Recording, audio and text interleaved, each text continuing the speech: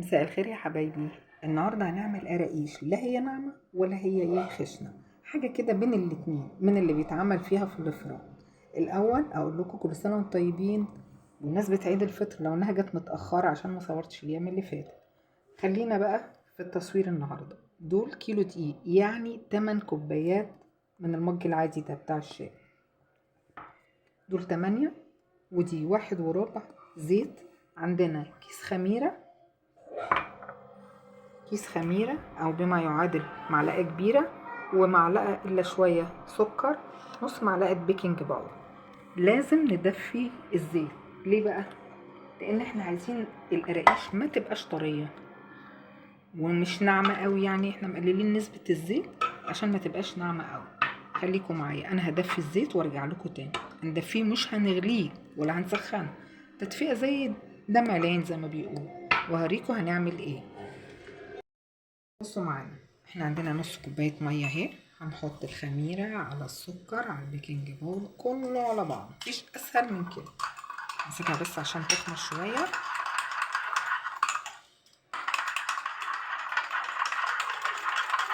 على فكرة هي ريحتها طلعت. دي مية دافية، نص كوباية بس مش اكتر من كده. تعالوا معانا بصوا بقى نعمل ايه هنا. عندنا الزيت اهو دفيناه، ما يسخنش يا جماعة، دافي بس. بصوا بقى، هنقلب كده بالراحة بس عشان برضو الزيت سخن. اللي عايز يعملها بسمنة برضو هيمشي، مش هيقول لا. عشان الصيام. عاملينها بقى عشان احنا صايمين. بعدين بتتباع في الفران على فكرة، غالية جدا جدا جدا، مش عارفة ليه بس ما علينا. بكيلو دقيق، وكيلو دقيق قلنا 8 كوبايات. هتعملي شوية قراقيش في البيت مع شاي بلبن، مع شاي، مع جبنة، وماشي زي الفل. انا هقلب كده. شوفوا بقى هنعمل هنا ايه.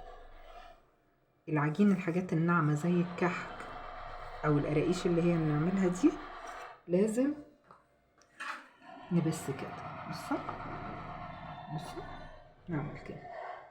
اظن مفيش اسهل من كده. هنعمل كده لغاية اما كل الدقيق يختفي، وهوريكم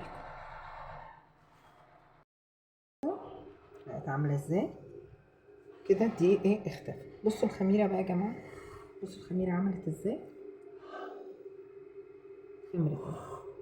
دي نص كوباية مية دافية، بس طبعا هي عليت، مع نص معلقة بيكنج باودر، مع كيس الخميرة، ومعلقة سكر ناقصة شوية بس.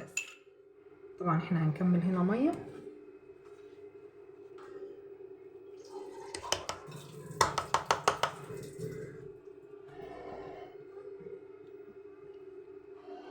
نقلبها وهوريها لكم لما نقلبها. بصوا قلبنا الخميرة اهي. هنحط شوية مية عشان نلم العجينة. دول تقريبا نص برضه، يعني خدنا نص وادي نص لغاية اما تقول بس خلاص.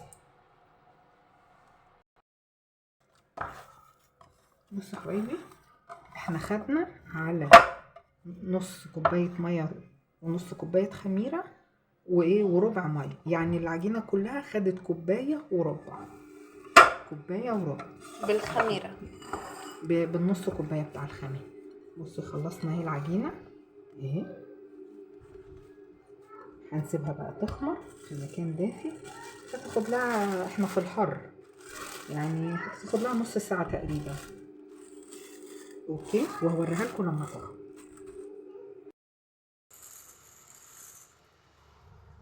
بصوا حبايبي، طبعا بقى بوكس كده اهي. نعمل ايه، بصوا نغطيها بس عشان ما تنشفش.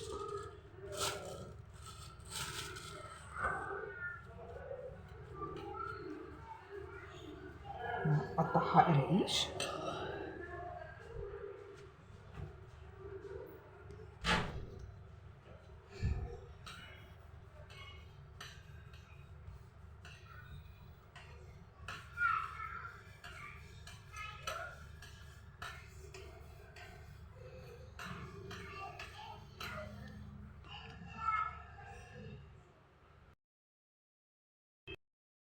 بصوا حبايبي،